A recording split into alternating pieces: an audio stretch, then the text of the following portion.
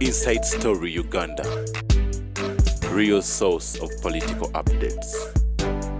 Constituting a government. Kati chetuliko, we are constituting a government. A government ng'eggwanga. Ku level ya parliament tuli ku kye bayita constituting a government. A parliament. A parliament, yes. Tuli mu kusaawo parliament ye 12. Okugizimba eggumire ejjole n'ebitongole byayo byonna ebijimirizaawo. Museveni naye a constituting a government. Yes. Equally ne Mwami Kyagulanyi naye a constituting a government. Opposition. Ne Mwami Museveni leave alone biri ayatuukawo atya awo. Obukumpanya bwonna obwa side. Yes. Ali mu constituting a government kubanga eno program twagala abantu bayige. Yes. Ekino kye bayita constituting a government mu parliament to constituting a parliament ebeere nzijuvu. Yes. Bwetabeera ebyo ebitongole byolaba tusaawo n'ebyo ebintu byolaba tukola bwe biba tebikoleddwa parliament eyo eba tesobola kukola. So waliwo ze bayita rules of procedure. Ekisooka waliwo ono the Constitution of Uganda. Yes. Eno ssemateeka yefuga amateeka amalala gonna gakulukuta gava muno. Teriyo tteeka ssemateeka ono lyatayogerako. Kakati bw'omala ssemateeka ono yateekawo gavumenti, yateekawo parliament, yateekawo ebitongole. Kakati lino waliwo etteeka eddala njala likulaga omulundi ogujja lye bayita Parliamentary Act. Yes. Etteeka lya parliament. Mu bwetengereze. Etteeka erinnyonnyola parliament etambula etya. Nene mu parliament eyo waliwo ze bayita rules of procedure of the Parliament of Uganda. Zezino. Buli parliament yonna yekolera amateeka agaayo kwenetambulira.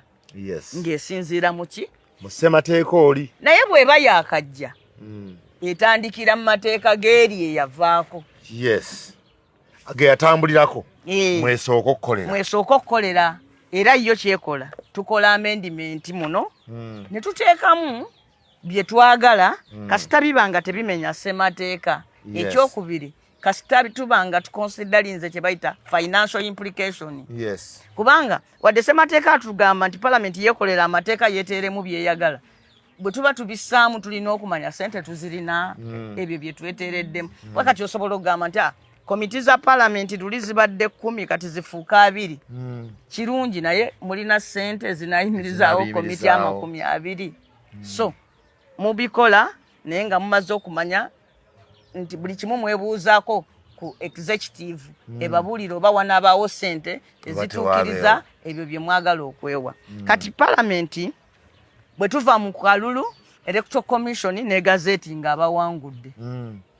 Bwe mala okugazetinga abawangudde omukolo ne gutandika ogw'okulayiza. Ekyo mwakirabye abagazetingiddwa nti bano be baawangula.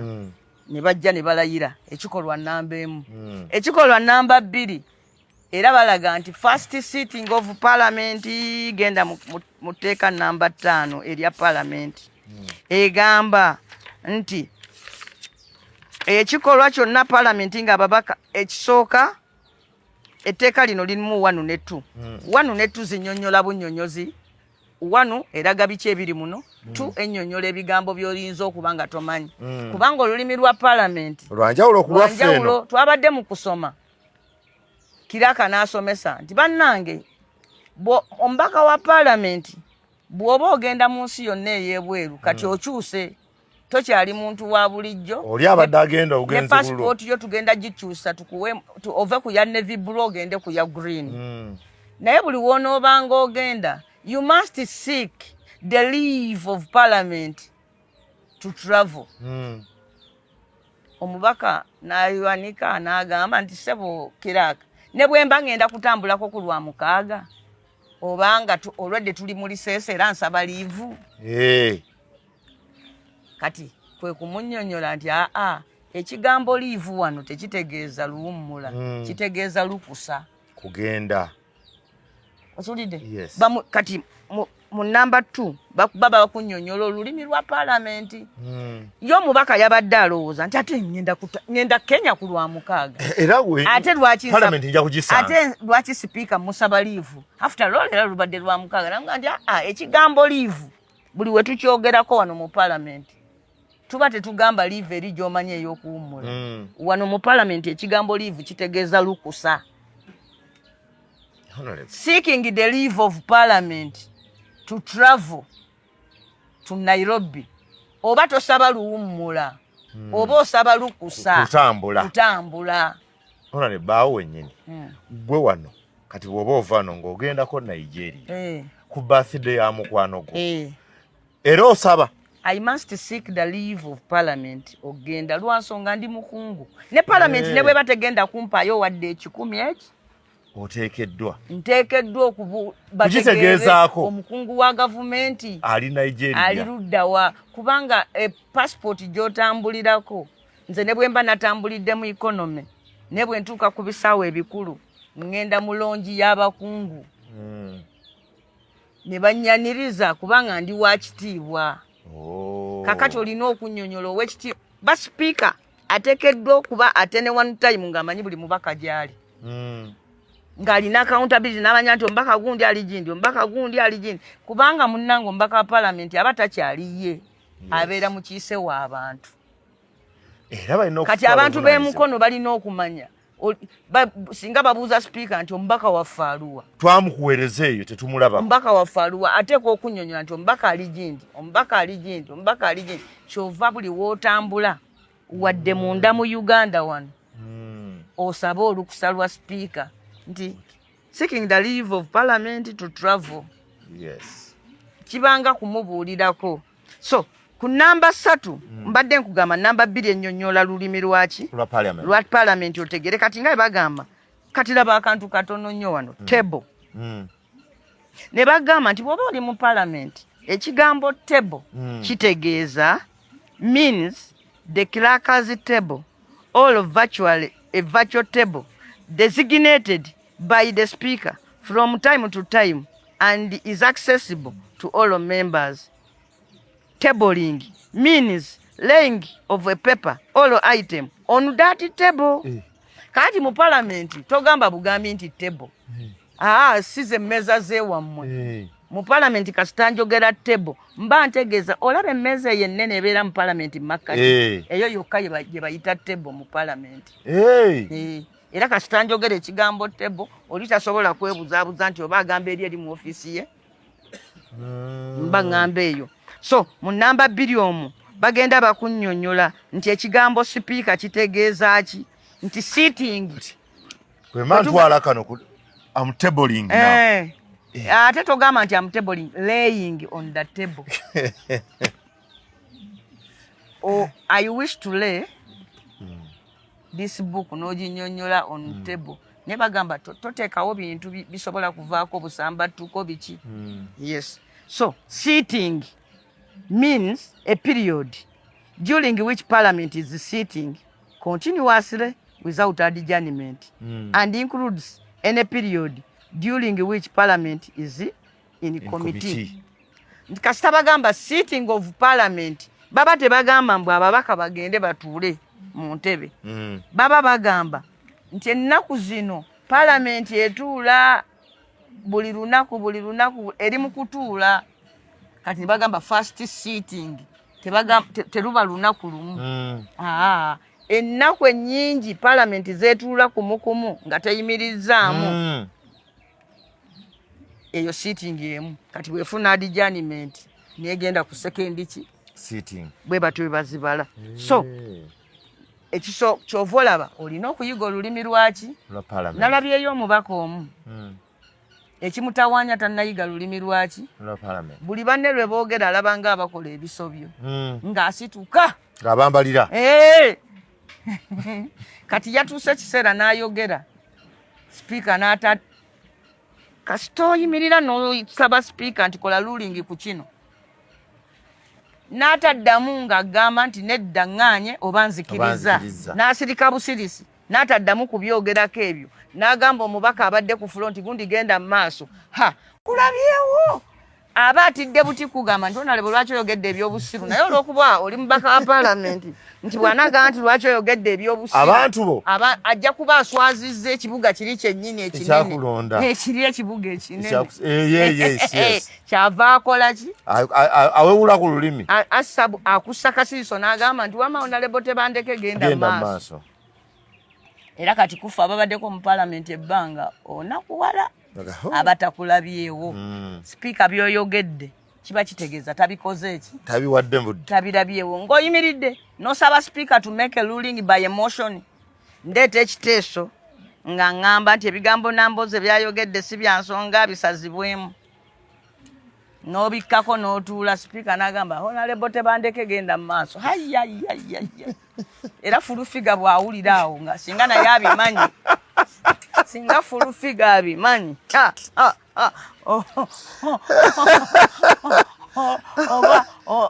aba asaana akukyomere twandibawulidde kwegamba paalamenti eno erimu ebifuga ennyambala yaffe ebiki tekyalibadde kirungi nze nga ngenda mu paalamenti n'ennyambala akagoye ka musalankwawa omukyala nokona kamununa ntuyo kwegamba oyambala bulawuzi ne sikaati naye ate naawe tojjaayo eno ki musalankwawa sikugamba ebintu bikyali bingi waliwo omubaka yayingiddewo nga tasibye ettaayi kakati sipiika bamutadde point of order honorable oli ayambadde bubi tasibye ettaayi sipiika teyagambye nti honorable ayambadde bubi naye yakikkiriza naye honorable asobola okulowooza nti tebagumusalidde yagumusalidde naye mumagezi ag'ekikugu yagambye nti tukyali mu kuyiga tuli mu orientation oba oli awo kati MP oyo akitegedde nti okwambala bwotyo omulundi oba ozizza musango olulala tali kikola awewuddemu mu nkola entuufu yali badde amugamba nti va wano ofulume wetereze naye yagambye ng'asalira omukulu ndi ndowooza kati olwaliro akitegedde nti omubaka paalamenti tasaana kwambala bwatyo nze kati nganze oba omuntu omulala awo sipiika aba akusalidde omusango tiwayambadde bubi ngwayambadde bubi naye n'akozesa ebigambo nga tayagadde kuswaza nnyo naye aba agukusalidde so orientation eyo gye tuyitamu ebeera ya kuyiga mpisa za paalamenti n'olulimi lwaki lwa paalamenti yawedde kati ababaka ffenna twenkana byonna ffenna tubimanye yajja dda neyajja ffenna kati tukola ki mubitegeera twenkana ffenna tuli babitiibwa namba 3 oath of allegiance eyo tugimaze gyeyogerako namba 4 gambye language nti the proceedings and debates of parliament shall be in English nekyo n'okiyiga tekangereza election of the speaker kyekiddako ye namba 5 etteeka likiraga kati n'ogenda ku namba 6 election of the deputy speaker awo twayiseewo namba 7 bakunnyonnyola buyinza bwa speaker kakati tugenda kugamba nti tutuuse ku kye bayita okulonda paalamenti eyo efugibwa olukiiko nga bw'olaba kampuni zibeera ne board of directors kati paalamenti efugwa olukiiko lwe bayita commission lutuulako baani ekyo kye tuddako bwe tumala biri tuddako ekyo ku lukiiko okwo kutuulako speaker who shall be the chairperson ne kutuulako deputy speaker era ebeera deputy ne kubeerako leader of government business wano mukyala Nabbanja kati tutaddewo amannya kiraba era bw'aba taliiwo bali ba first second biki batuulawo the leader of opposition Ssenyonyi kati minister wa finance then ne balyoka bagamba 4 members of whom shall represent the one shall represent the opposition and none of whom shall be a minister. Abo bana babayita babaka benchers. Tobe bobera shadow minister tosobola kubeera commissioner. Yes. Bobera minister mu government tobeera ki kubana abana kubana abana wewe bitano biri wewe bitano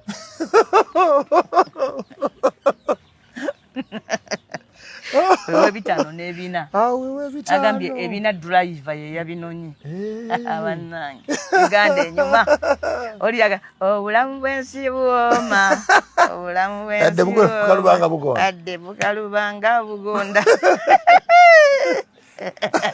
ebina ebyawo driver ye yabikoze ye yabinonyi kakati bano batekwa kuba ababaka aberere abatayina bitibwa biki tayina wa minister either mu shadow cabinet or mu government kati mu opposition opposition alondebwa opposition era kati bwe bagamba opposition baba ekibiina kye bagamba ne mu opposition eriyo omukulu waayo. Yes, omukulu waayo ye kibiina ekisinga beemupya abasinga obungi ku opposition. Yes, yakulira eyo opposition government bali abalala yabayita n'abawaako mbawaddeyo gundi ne gundi ayinza obutabawa nno era si musango naye enkola nnungi good practice ya Bwasseruganda nti kubanga banno oyagala babeere mu gavumenti yo bo nga bakutunuulira butunuulizi.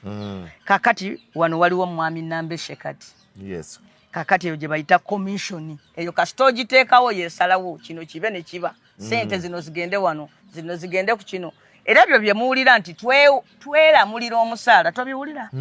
Maama ababaka ba parliament bebesalirawo omusaala senga tetwewanga dda 10 bano ebasalawo eno bano eyo tiimu eyo yetuula Kiraka n'agyegattako. Kiraka yakulira abakozi mu parliament. Kiraka alondebwa ani? Kiraka alondebwa president kubanga abeera mukozi wa gavumenti. Accounting officer. Esente eziva mu nsimbi z'omuwomusolo eziweebwa parliament okozesa. Ono yazivunanyizibwako. Era nabuuza nti otwala otya Nitenge yazisayininga ng'ozimuwa ali wali ayinaayina ng'embuzi eyasize ekibya. Kati ku ssaawa zino yaani? Ng'embwa Sseddume embuzi eyasize entamu.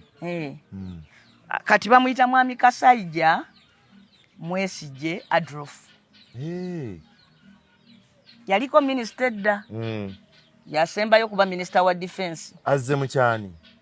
Tandakwire. Wabaddewo mukyala nga bamuyita mukyala.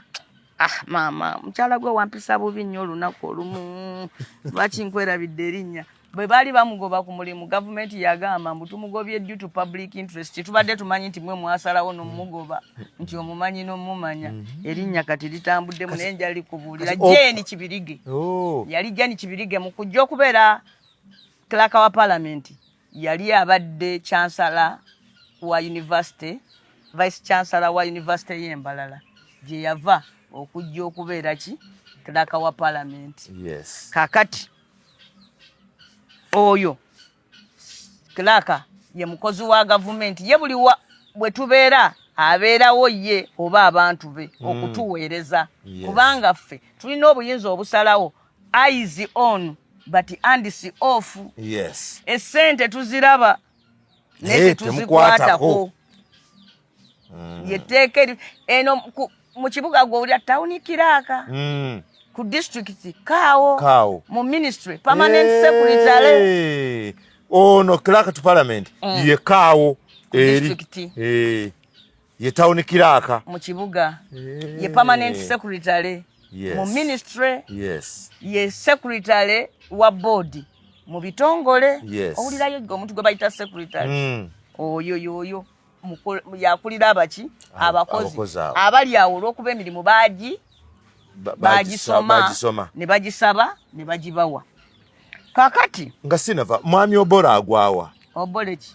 Oyo muntu wa Kiraka. Kiraka ya mulonda.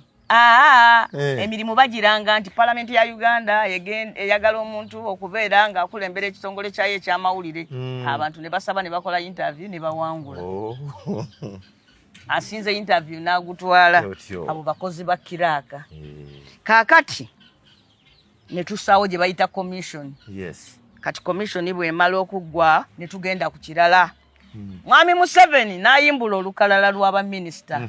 N'abaleeta mu gye bayita appointments committee. Tubasengejje.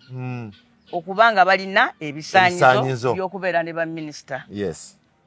Naye ne mwami Kyagulanyi atuma Ssenyonyi naye n'ayimbula olukalala lw'abaminisita. Naye ate bo aba Ssenyonyi bo tebatwalibwa kukubwamu ttooki. Lwaki? Simanyi. Kubanga ye mwami Ssenyonyi alonda mu babaka ba paalamenti. N'olwekyo ebisaanyizo baba babikakasibwako dda. Olw'okuba already bali mu paalamenti. Naye olw'okuba nti yo mwami Museveni asobola okulonda n'abatali babaka ba paalamenti. Ng'abajje bweru. Ye akubwamu ttooki. Ekirala olw'okuba opposition era baba batono. Singa ogamba nti abantu ba Ssenyonyi beyeetikka abalondeddwa mwami Kyagulanyi nti paalamenti ebakubemu ttooki, basobola okukozesa fitina olw'obungi bwabwe ne balemesa opposition okuteekawo baminisita.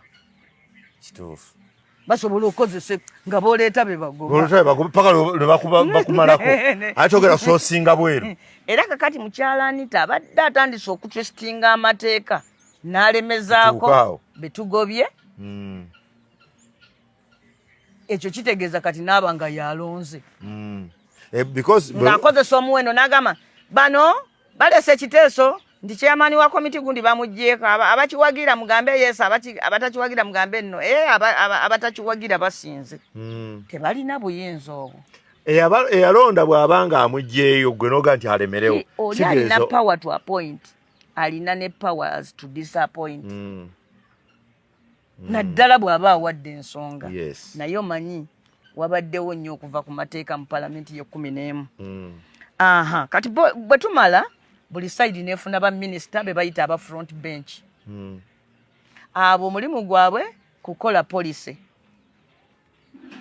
Enkola za gavumenti n'okulaga nti ministry y'ebyenjigiriza omwaka guno tugenda kukola bwe tuti, tugenda kukola kwegamba abavunaanyizibwa ku mpeereza y'emirimu ne babireeta mu paalamenti. Owa gavumenti bw'aleeta gye bayita statutory instrument gundi statutory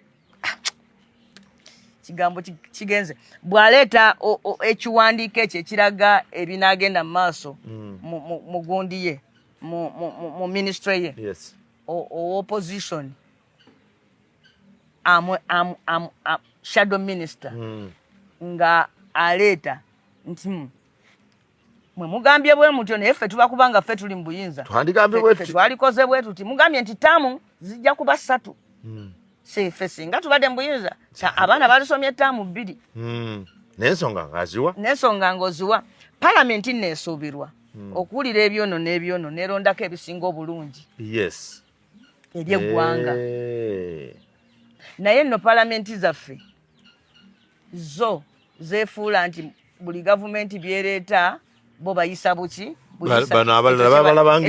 ekyo kye bayita okuwagira ekibiina kyabwe. Naye mu mawanga agamu tebakola bwe batyo, balondako ekisinga obulungi. Shadow minister asobola okuleeta ekintu bagamba kintu kya shadow minister ekyo kyekisinga buki obulungi. Bwe nali shadow minister wa local government nze naleeta proposal yateekawo site. Lwe nazireeta baabigoba. Naye next year minisita n'abireetera omumwe nga akwatidde ddala biri ebyange.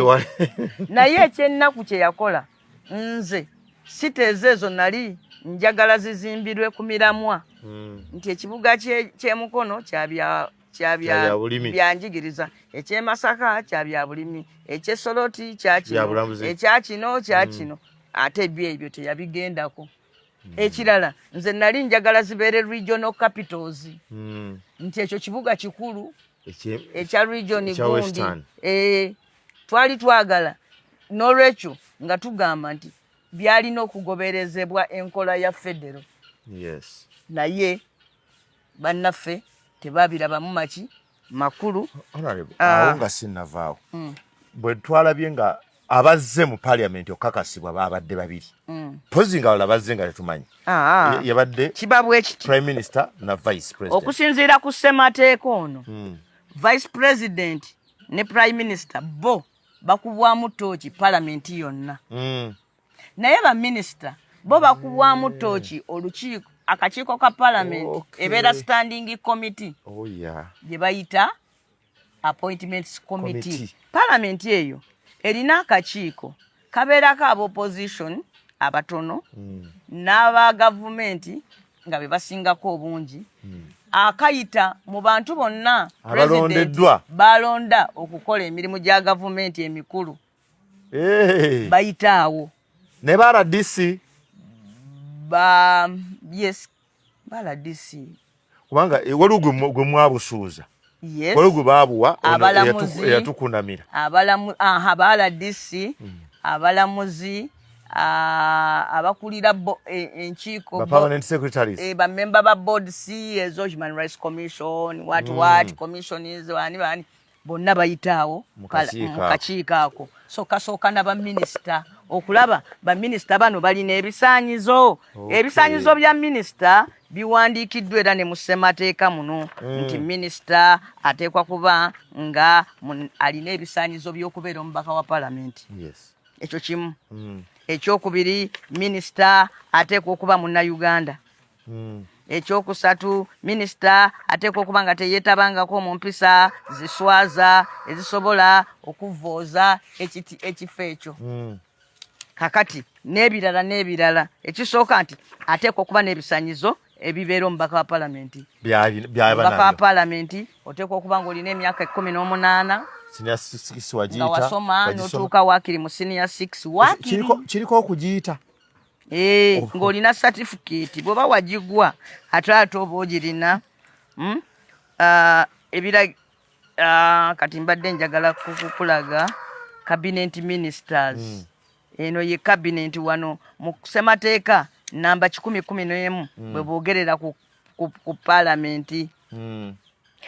A cabinet minister shall be appointed by the president with the approval of parliament from among members of parliament, all persons qualified to be elected members of parliament. Asobola okulonda ababaka ba parliament oba okulonda abantu abalala abalina ebisaanyizo eby'okubeera ababaka ba parliament. The total number of cabinet ministers shall not exceed 21 except with the approval of parliament. Nti government president bw'anaabanga alonda ba minister tebajja kusukkanga 21 okujjako nga parliament emuwadde olukusa. Kakati omulundi guno bazze nga bagamba nti twagala parliament etuwa olukusa ba minister ba cabinet ababadde 21 bafuuka 30 ne ba minister ababeezi ababadde 21 bafuuka 51 ne bagamba nti ebyetaago bye bino nti bannayuganda beeyongedde obungi n'olwekyo okubafuga si kyangu twetaagayo abafuzi abalala ekirala Mwami Museveni ayagala gavumenti inclusivity eyingizaamu buli bantu b'ekikula ab'eddiini eno ab'eggwanga liri abererere twala tugende n'olwekyo kati agenza okulaba ng'ate omuwendo ogwamuweebwa mutono tegusobola ebyo gujja kulekayo abamu ebbali bakulembedde okuwakanya ekintu kino era ze ensonga zange ze nawadde ze zino nti bukyanga tukola kawaayiro kano 2013 bukyanga tukola ssemateeka tetukateekangako mu nkola kati omanyi otya nti ekintu tekisobola kukola nga tokigezesezza neŋŋamba bannange ku luno tukigezeseeko. Ekyokubiri tubafuna 20 neŋŋamba bw'ogamba nti oba abantu beeyongedde obungi era twetaaga abakulembeze bangi twayongerayo disitulikiti wansi eriyo abakulembeze bannaffe eriyo baminisita abalala bakole ogweyo kansala secretary for finance secretary for abantu ekyokulaba ku minisita si kyekizibu kyabwe gye bali eyo mu local government. Ekirala ensi yeeyongedde okula kati otula wano n'onyumya n'abeegindi tewakyaliwo ga nti gundi bannanga alitambula ddi yeetooloola Uganda eno information bwe bwagala etuuka ekatakwe. Ekirala twetaaga ssente okuzifissa zigende zikole ku mirimu mazima emikulu egiruma baki bannayuganda. Ensonga naziwadde nga ngasseeko n'okulumiriza sipiika ti ebigambo ebyo byenjogera naye abikiririzaamu kuba nze mupiiwe amukiikirira yangambye namboze stop blackmailing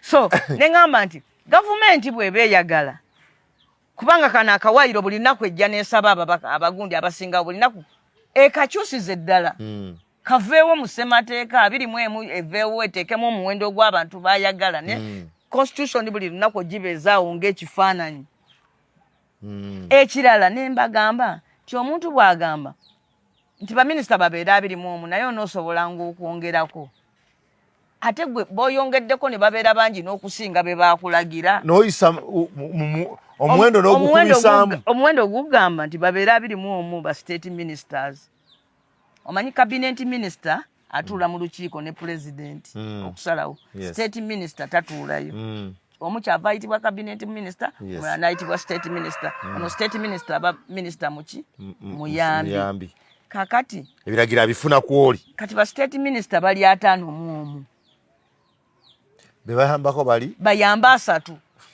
wetaaga abantu 51 okuyamba abantu 3 kale bali badde 3 kwa 3 kyovola ba constitution yali egambye 21 kwa 20 muomu nga buli mu minister alinayo omuyambi omu ne kati bo bano baji abayambi basinga be bayamba obungi kitegeeza wali omu ayambibwa 2 kati omuntu nagamba nti baminisita abayambi banaabeeranga 21 naye n'oyinza okwongerangako wali badde oyongeramu omu 2 3 bo bayongeddemu 3 ne bafuuka 5 muki waliwo oluusi ebifo bino tubiyisa omuntu akibaddemu n'afa Museveni n'atazaawo oba n'alonda baminisita n'abako ebifo 2 n'abireka nga byereere ne mumalako omwaka nga byereere naye ngeno palamenti yabimuwa lwaki mbu bibeeraawo buli olugiro nagandi bannange baba nakimpa kanjira neeyisa obulungi kati omanyi nsibambi buli walengerayo ekifo ekyerere emwogedde naye ndowooza ekyo kye banampaka kanjira ŋŋuma kanjira ŋŋuma njira mpulira katonda ali wamu n'abagumiikiriza kati nga state minister wa East Africa minisita omuyambi mu minisitule ya East Africa bwe tumalako emyaka 5 nga tebamulonze naye ng'ate wano twamuyisizza neri mu budget tumuteekamu emmotoka ze biki abakozi be biki byonna ne tubisaayo naye ate omuntu n'alemu olonda n'atalabikako abantu bano abangi pulezidenti baalonda be batuuse n'ekiseera n'abyerabira kubanga etteeka ligamba erifuga palamenti nti buli ludda olwa house lujja kulondanga omu ku ba MP baalwo abeere whip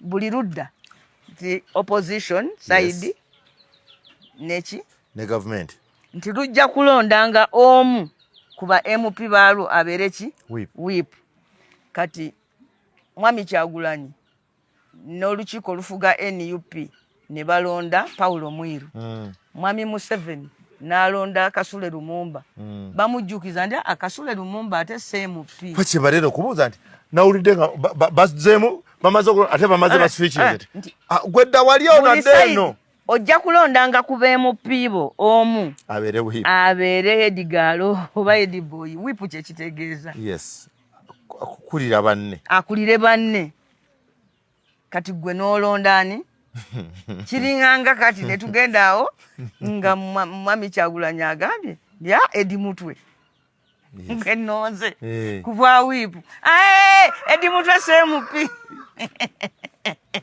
namunjuza nti era kati abayambi ba President Museveni basobola kunnyonnyola ki bannayuganda bamuyamba ddi wateekwa okubeerayo omuntu mu State House aresigninga era bwe ngenda mu palamenti nga yakatuula ekimu ku bintu byangenda osooka okubuuza minisita wa presidency bantu ki abaresigninze mu State House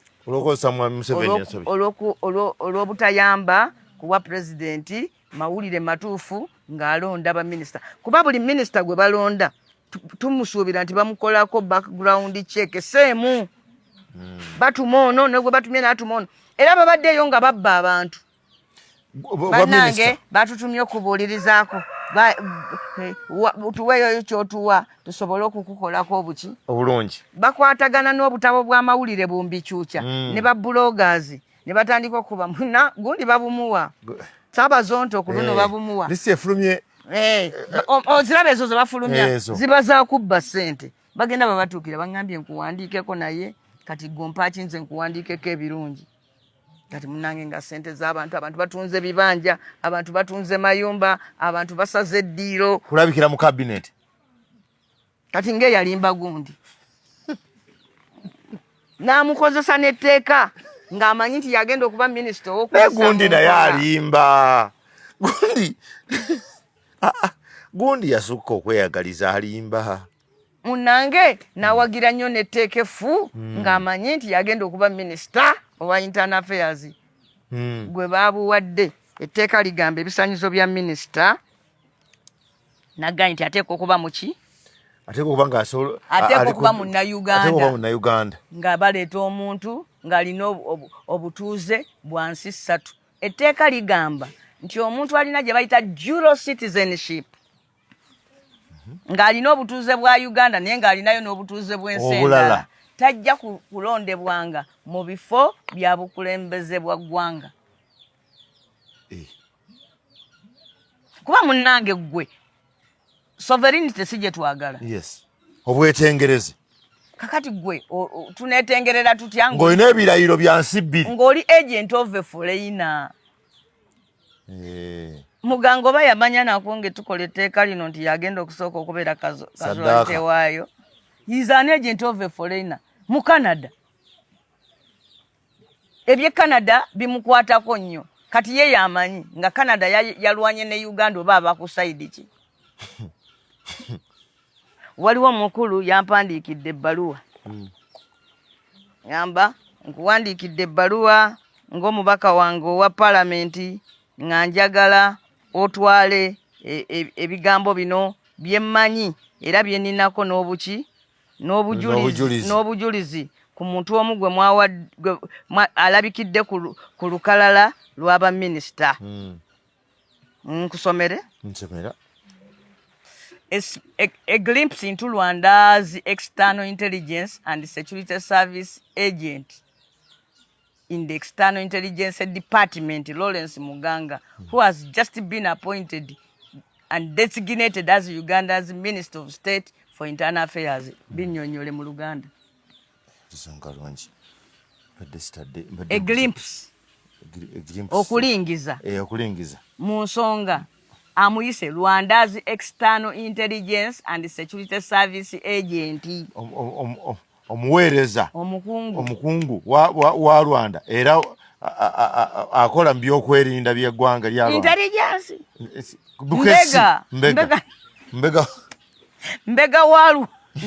Mbega wa Rwanda eyalondeddwa okubeera designated kwe kuba nti bakutaddewo yateereddwa okakasibwe.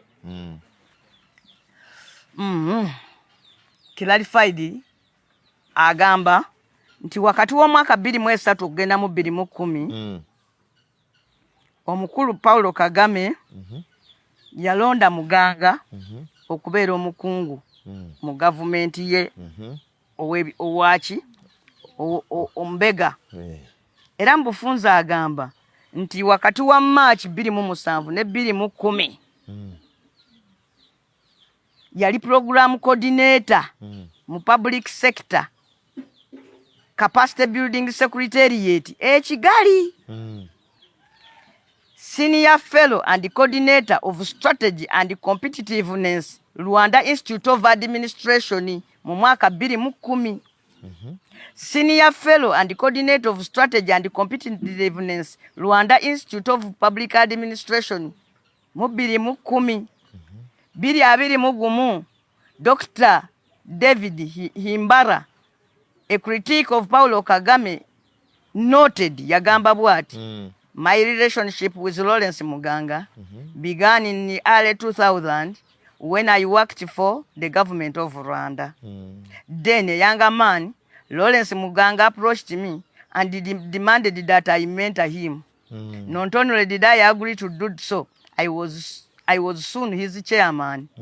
Muganga worked for the World Bank-funded Human and Institutional Development Agency, HIDA, and I was its chairman. But after I realized that Paulo Kagame and his to the core, I fled to South Africa. Yasinzidde South Africa n'awandiika bino n'atuweereza buli MP. Bannange mulabe oyo nze nga nkolera Kagame ekizze si muntu nze nga nze chairman nga ye mukozi wansi wange. It should be noted that HIDA operated directly ebirala kaneme byogera alebula omukulu alebula waliwo byayogera ebitali bya buntu bulamu naye okutwaliza awamu ebyo byayogera kuki ku mukulu. Waliwo n'omuzungu gwe nalabye muzungu ng'agamba nti nze ndi mu Canada nzo omu ku bakulu b'e Canada eno ndabye munnansi waffe nti wama mu muwadde obwa minisitule. Kati akakiiko yakayiseemu ye anti akakiiko katandika nkya ogwo gwe mulimu gwako era bw'obaayo ky'omanyi ku bonna abalondeddwa nasukuma negundi mugambe fulufiga naye aweereze bw'aba alinako kyamanyi aba alina kyamanyi k'omu ku balondeddwa awandiikire sipiika amugambe nti gundi oyo akola bwati ne bwati. So Kenya nno bababuuliza mu lujjudde Kenya bababuuliza mu lujjudde era bateekawo ne session n'abantu ba bulijjo ne bajja ne bababuuza. In fact Kenya n'abalamuzi kuba kulabisa ne bw'oba ng'ogenda kutwala bulamuzi bamala kutuuliza bannansi ne bajjaawo ne bakuteeka ku public hearing bannansi ne bakwokya ebibuuzo. Ekimu ku bintu ebiri ku kakiiko kano appointments committee nti ke kakiiko ka parliament kokka akakola emirimu ne katakomyawo lipoota mu parliament. Ekintu ekyo tuludde nga tukikayanako etteeka eryo tulikyuse nti abantu bano bakola omulimu ku lwaffe.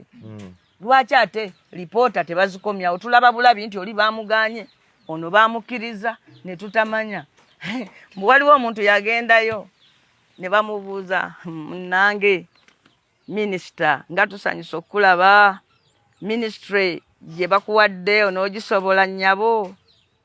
Naga abaana bange mbanyumize nga twalaba ennaku mu exile ffe tuyise mbizibu bannange omwami wange ng'alwana ffe twalaba ennaku era banaye tombuulira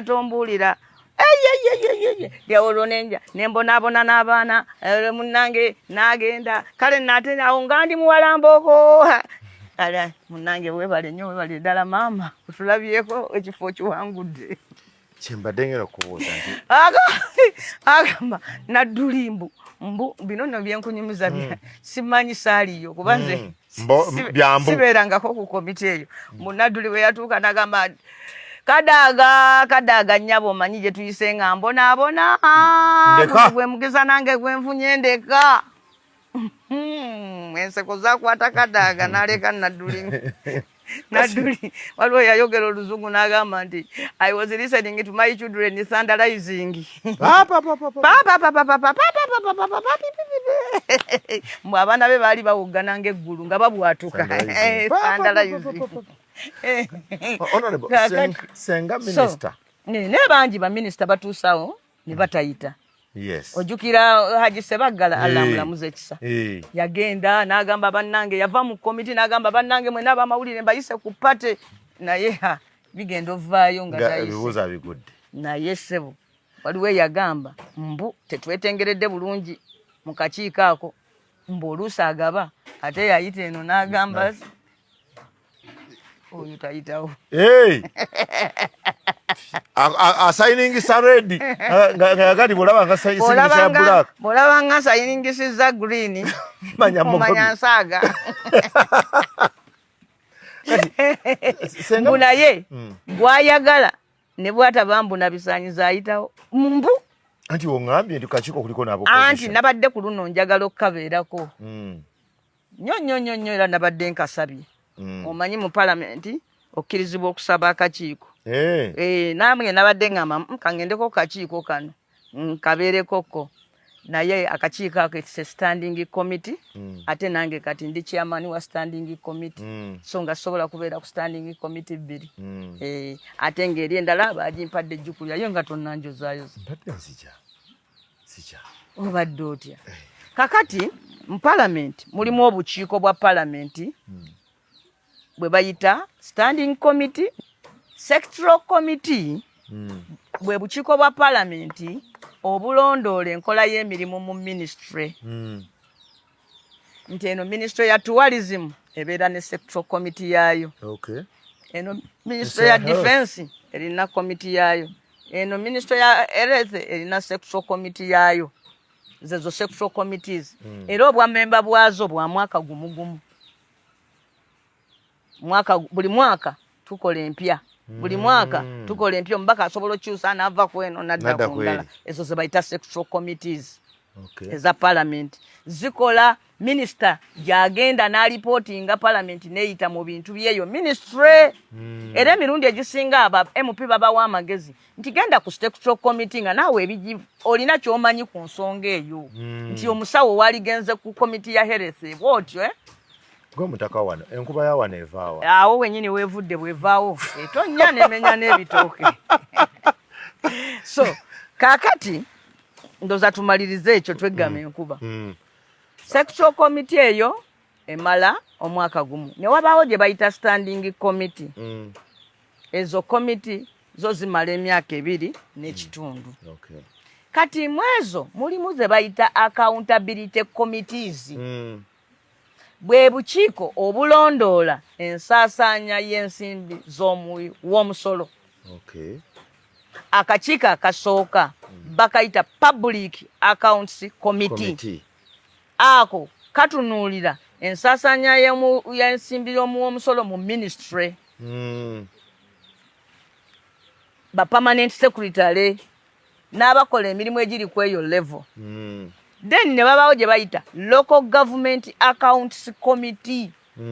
Kati eyo gye ba am designated okulira eyo. Eyo committee yetunuulira ensaasaanya y'ensimbi z'omusolo mu local government. Bakaawo, ba town clerks, ab'amagombolola, abantu bonna abakwata ku ssente z'omusolo eno mu government ez'ebitundu. Eyo ye committee bakuba mu ttooki. Then waliwo ne gye bayita kosase. Ezo ze bayita state enterprises. Ebitongole bya gavumenti ebipakasa ensimbi ebisuubuzi. Umeme. Tourism. Umeme. Wildlife Authority.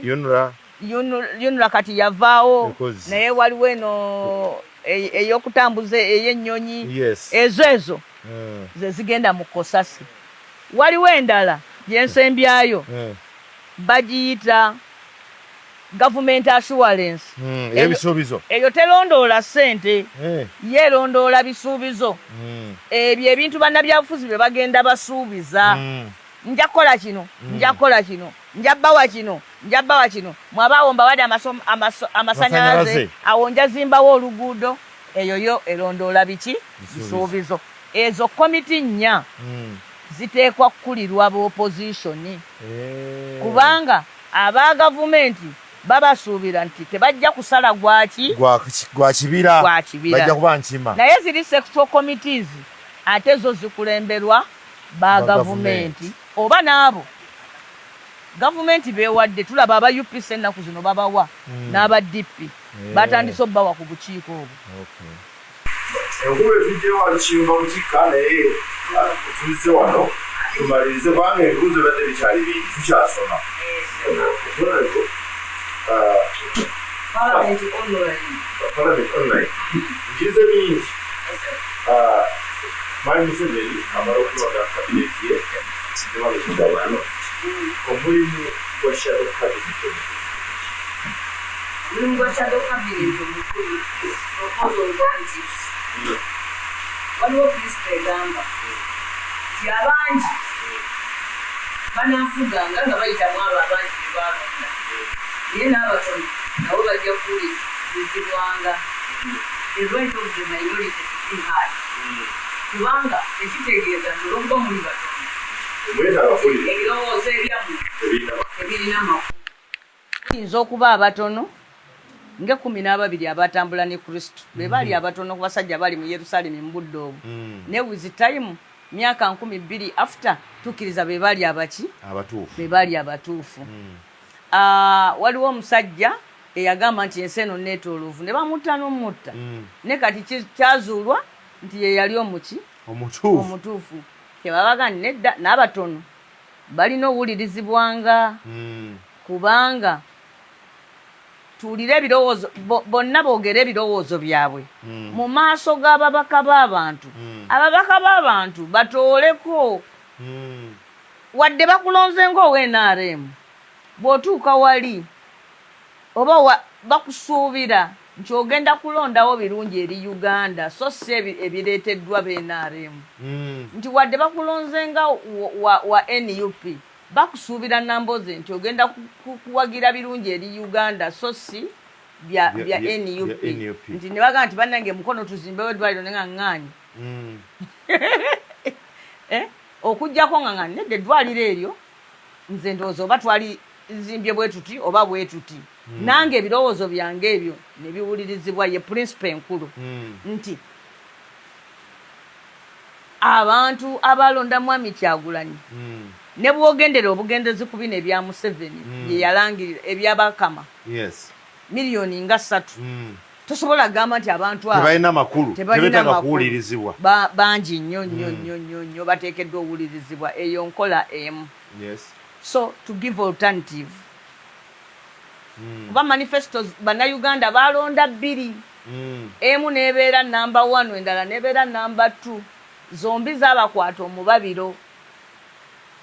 Parliament erina okutambula kati ekyokubiri kye bayita oversight nti bali abangi abali mu buyinza beetaagako kalondoozi abalondoola abagamba negundi ddala ebyo kubanga tetwagala bantu bajje beekobaane baluutinga eggwanga lyaffe wano oba si kyo batuyingize mu bikolwa mu bintu buli kye baagala ne tukikkiriza basobola otwala eggwanga mu nnyanga. So ekyokubiri kye bayita oversight okulondoola. Ekyokusatu shadow cabinet tendekero y'abakulembeze ba Uganda ab'enkya nti omuntu bw'abeera mu shadow cabinet mu nsi ezirimu demokurasiya emikisa mingi nnyo nti ye minisita enkya. So eryo nalyo ssomero kati olaba mu Bungereza leero conservative bw'eba efuga emyaka gino 5 egiddako 5 gibeera gy'abaani gy'abaleba. So lino liba ttendekero nti ne beegerezaamu awo leero bano bali buyinza naye nkya bano bagenda kujja. Ekirala ensi tebeera na vacuum nti tewaliwo mbeera eteekwa kulowoozesa bantu nti bannange bano we bavaawo Uganda eba ekomye. Wateekwa okubeerawo gavumenti buli lunaku erinze.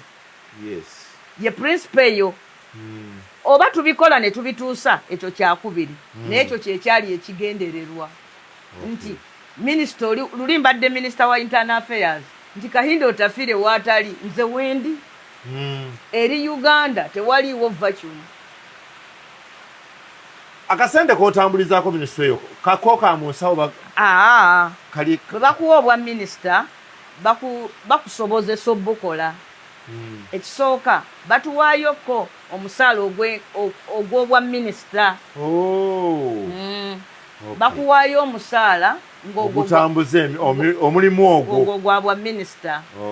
Ekirala batupangisiza abakugu mu nsi ziri ez'ebweru osobola osanga nga shadow minisita alina abakozi 5 abamukolera research naye kati wano ewaffe tubalina mu pool kati nga leader of opposition basobola otuwa ba researchers nga 10 naye nga bali wamu naye ngendayo ne mugamba gwe nonyereza gendo nonyereza kino era nina omuntu ali attached gyendi nga kiraka wange nga nze mukozi wa parliament ali attached kunze era abadde nga nkubira ne simu honorable minister kino na kino ye nakola ne mugamba nonyereza ku kino na kino nfunira kino na kino olaba oti bweti oyo mukozi era ne bwengenda mu committee okutuula mbeera wano mabega bwemba nina byesitegere ne mugamba nti wama kino kiri kitya kubanga nze obuyigiri nze byange nze ndi A level it's equivalent ekinfuula ow'amaanyi abantu nze gwe balonda bakusongamu obwo bwe bukugu bwange abantu nze gwe bakola ki gwe basongamu waliwo n'ensi ezimu nga tebasaba na bisaanyizo bya buyigirize n'olwekyo omuntu gwe balonze yoyo gwe balonze mwe mulina omuwa abakugu bamuyambe ekirala kati ng'okukola alternative policy statement kubanga yo owa gavumenti bw'akola gye bayita policy statement nga nange enkola eyange nga nange enkola ki eyange ogirabe eno nti this is an alternative policy nti yo owa gavumenti bw'awandiika ekikye n'agamba ministry eno eneetambula bweti nange nga mpandiika ekyange kakati omulimu ogwo bampeerayo bakuwaayo kavuwa ssente omulundi gumu alina okutambuza ebyo nti ogende okole research olw'okuwandiika olw'okukola alternative policy statement bwe nali nakagenda mu parliament nga ssente ezo bazituwa ne tusalawo ne gamba nze napangisiza gundi akinkolere kasita gwe napangisiza akola omulimu n'aleeta ne risiiti z'abendi n'enziwaayo naye ku mulembe gwanite era owekitiibwa Kyagulanyi nduza kati ebintu wabiirayo ebintu ebibeera declassified kubanga wabaalawo ebintu nga biri classified naye wayitawo obudde let me declassify this information your excellency yagamba mwami Mpuuga kyogumu ku misango eminene gy'ozizza olaaye office ya leader of opposition wanga waliwo bino bye mwawuliranga naye kati nze nkubulira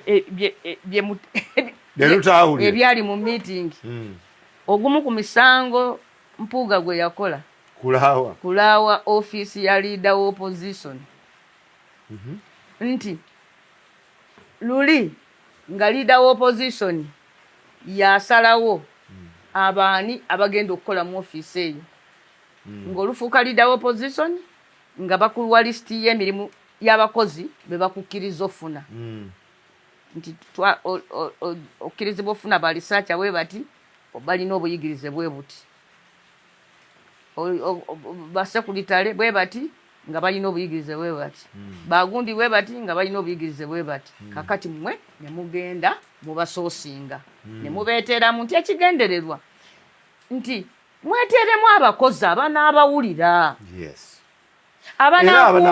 abanaakuuma n'ebyama byammwe era emirundi egisinga ng'olaba abantu baffe gundi yeesimbawo n'atawangula ng'amaliriza bamuwadde omulimu wali mu ofiisi ya liida waki opposition nti musajja yeesimbawo n'atawangula naye ate alina diguli ne masters mu kino ajje wano abeere researcher wa minisita wa finance ono gundi mukugu mu kino ajje wano kati nga tugaba emirimu egyo kati ku mulembe guno bateesa era abantu abo bakyukanga nti leader of opposition ono bwe yavangawo ng'omulala azze naye aleeta listi y'abakozi ababe baanaasobola bompa driver gwe sitegeera gwe ngenda ntule naye mu mmotoka bweti atwale nga nvuga gwe simanyi nako n'olulimi tetulukwataganya mu mmotoka byonna ebyange mwe biri ng'ompa sekuritale wakumpa kyayi wakola ki simumanyi kakati olw'okuba ono yalina bakwano gwe be yali awadde emirimu n'amanya nti nno bwe bali mukyusa oba oli awo abamu balivaawo ne bateesa ne mukyalaanite obuyinza ne tubuzzaayo ne tugamba nti kati abakozi b'ofiisi ya leader of opposition bajja kuba nga bakozi ba paalamenti kati paalamenti yeri kulutinga abakozi baayo nesalawo nti gwe Sserwanja naawe Kayongo naawe Kirunda mugende mu ofiisi ya leader mwami Ssenyonyi bakola nabo paalamenti yebamu nga kyabulabe ne luli nze nagenda ku mulembe gwa Nandala Mafaabi omanyi najja mu paalamenti nga Latigo Ogenga yeki ye leader of opposition era n'abakozi nabalaba bwe twagenda ku mulembe gwa Nandala Mafaabi era nalaba nga abagisu bangi nnyo mu ofiisi awo naye ng'ebisaanyizo babirina bwe twagenda ku mukyala Winnie Kiza ndaba abasajja abakonjo nga bangi mu ofiisi awo Nogwa anywa bwe twagira Betty yajjawo mangu awo Betty Ochan yes abaana b'engulu ne bayingirawo awo abasajja abakyoli n'abawala abakyoli ne bayingirawo bwe twagenda wano ku mpuuga abaana baffe ne bayingirawo baani bakaki baani basemakula baani ne bayingirawo bwe twatuuka ku Ssennyonyi ne twesiba kubanga obuyinza bali abaaliwo bannaffe baafuna kuba baafuuka abakozi ba palamenti abali permanent and pensionable naye eriffe ng'opposition office yafiirwa nnyo obwetwazi obwo era pulezidenti yakyogera n'agamba mwami Mpuuga nkunakuwalidde okulawa office eno kubanga enkya tetujja kuba ffe bannuupu wajja kubaawo ekibiina ekirala kale kasinge nga gwe kyoyagala kitwekwase nti nuupu yayonoona kino mulembe gwa nuupu bino ebyafiira gwe ennaku zino wetwakayanakaayanamukonaga kale driver mwereetere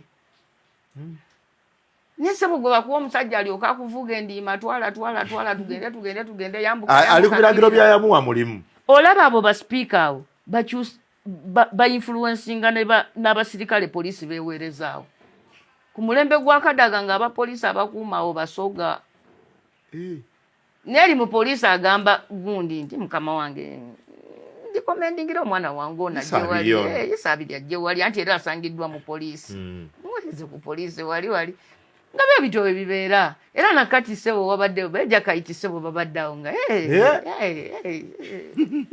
jakayite kakati bibaamu naye kisinga ennyo ng'oggyeko ebyo ebyamawanga bwe bityo ebitali bituufu ebya nepotism naye obwesige 1 n'opportunity gwe bona ogamba nti n'abakozi ba leader of opposition babalondere wamu eno bajja kuweereza abantu baabwe kyova obeera mu ofiisi nga omusajja gwe bakuwa research ye muwagizi w'NRM bumutuula mu meeting ez'ekyama byonna bigenda bugenzi butereevu ebintu eby'ensonga tabikuyamba bitegeera so waliwo ekizibu ekyo ekyagwawo naye nga emabega yonna nga leader of opposition ye constitutingira staff waliwo abakozi abalala kati nganze munange namenyeka omugongo kikwetaagisa kumala kubeera nange n'omanya nti sikutama sobola kulonda kintu nga kigudde ku ttaka sisitula bintu sikolaki kati omukozi ng'oyo akwambaza ne sikaati tosobola musanga mu palamenti yaga nti tukuwadde oyo palamenti egamba genda oleete omuntu gwe weesiga alina obuyigirize bwe buti kasaba n'ebisaanyizo bwe biti kasita aba ne diguli mu social science najja era n'omuweereza ne tumutuuza mu lukiiko ne constituting olukiiko ne tumubuuza ebibuuzo n'abiyita yabwe omuleeta ne bamutwala ne bamubuuza ebibuuzo n'abigwa nga bagamba leeta omulala ono abigudde eri ababaka abalema omubaka talina mukono omubaka yakutuka amagulu omubaka talaba omubaka tayogera omubaka yamenyeka omugongo ate ab'emukono gwe balonze olidde so bagamba wereetere omuntu ekyo kyo kikyaliwo ekyo kyo kikyaliwo naye eri ku ofiisi ya leader of opposition twafiirwa nnyo omukisa ogwo twagufiirwa lwakuyomba ne tutamanya okunyiga nawe kulina kukola ki kukoma kyova olaba nti abantu nga gundi baali babitutte ewala oli yaleeta etteeka nti ne leader of opposition tumubeka akalulu okumanya baakukuta olw'okuba nti nani ababeera leader of opposition kintu kiva mu constitution batuuka ku level egamba nti kale ekibiina ekirina ovaamu leader of opposition kireete nga abantu 3 kwe tuba tulonda era at least yeetwaleko wali okugamba nti naye alina kye yakozeewo mu kugaba omulimu ekivaamu omuntu oyo wadde mwe mwaleese erinnya lye anti bw'atandika okusanyusa abanamukubira akalulu kubanga kiri kiwedde kati waliwo kino leader of opposition si Ediboy Ediboy ye commissioner commissioner ye Ediboy ye kirasi monitor naye leader of opposition kiva mu lunaku lwe tulonda nga 15 January so twalonda yes kwolwo lwe twalonda president ne leader of opposition kwolwo lunaku ebiva mu kalulu ako akobwa president bye bikakasa nga tutegera okufuna leader of opposition no. Ani yasinze ani yabadde owokubiri full stop kikolebwa balonzi program eno enyumidde kyokka ewanvu ye naye nkyagyetaga honorable nsaba okwireko tochi mu cabinet ya Mwami Museveni cabinet ya Mwami Museveni empya eyalondeddwa ey'omulundi guli yagamba nti nonze bavubi era ne bavuba tewabaddeewo nnyo njawulo mabaati Mwami Museveni yakomezaawo guruupu eyo kubanga olaba mukyala Nabbanja ne mukyala Jessica Alupo yabakomezaawo ne baminisita abalala bangi mwatu olaba ne beyasudde yaleese abaana baabwe waakiri kubanga Mwami Moses ali owakatambaala era yaleese mutabani we Musa Ali n'amuyingizaawo omukulu Sam Kuteesa muwala we yavaamu weewunye nno muwala we yali MOP w'ekifo ku luno n'ateesimbawo n'aleka muganda wa Mwami Museveni ajja afuuka MOP kubanga oli mwami ye Toyota simanyi yani mwami president alina Toyota Benz alinayo oba ne Fuso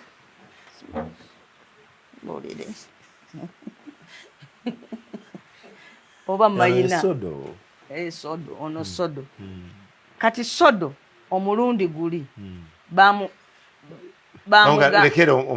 yalekera independent oli yali independent sodo n'avaamu owenaalemu n'alekera independent kati olwaleero ku luno independent teyakomyewo n'alekera sodo kati ye bamuleese ku bwa minisita muwala wa Sam Kuteesa si kyekyo kyokka naye mulamu wa Mwami Muhoozi mukyala Muhoozi wawali ono muganda we ye baali bagambye simanyi balongo simanyi bwe kitu naye muganda wa muki wa mukyala woli kati President Museveni agenda atuula mu cabinet ne mukamwana we ne muwala we omwana wa mutabani omwana wa mukulu Salimu Sale muwala wa Salimu Sale Muhooza yayingidde mwana wa Sempijja kasoka first family yokka erina baminisita nga 6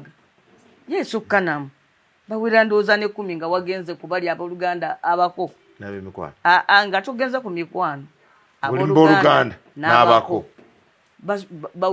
bawerera ddala baminisita nga 10 nga na 2 eyo so kakati abo abaana abayingidde wa Moses Ali yayingidde omwana wa Sempijja yayingidde omwana wa Sam Kuteesa yayingidde omwana wa Salimu Sale yayingidde ate era mulimu n'abasenga ne baani so mulimu eno cabinet eno ye cabinet eyasoose okubeeramu bamemba ba first family abangi Mwami Museveni agenda kubeera chairman wa cabinet ng'omu wali mukyala we wali ng'oli amuyita taata ng'omulala amuyita Sezaala omulala amuyita kojja kugamba first family ku luno yavuddeyo butereevu neyesimba mu maaso awo obutafaanana na Bwakabaka mu Bwakabaka ennono ya Buganda egamba nti omulangira talya bwami eryo teeka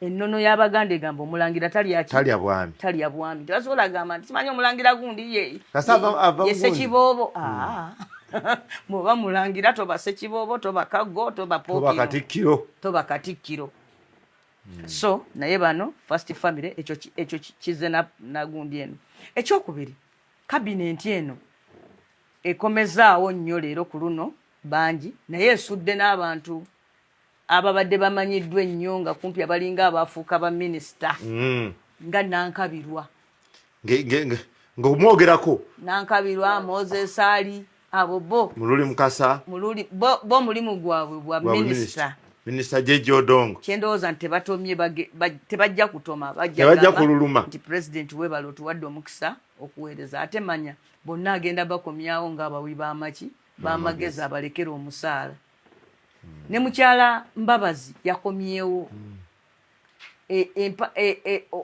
okusowagana okwaliwo wakati wa famire ya mwami Mbabazi ne famire ya mwami Museveni kulabika kwanogeddwa eddagala era omukyala yakomyewo okusooka ng'ayitamu anopposite nga MP w'abakadde ekyokubiri ng'afuuka minisita w'obuvunaanyizibwa era bwe bumu abakadde abalema netwala tugende kakati mwami Museveni yasazizaamu enkolagana ne famire y'Obote